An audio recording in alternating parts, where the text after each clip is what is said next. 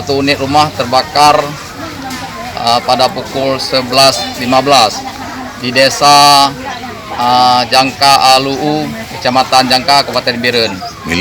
Milik saudara Abdul Salam.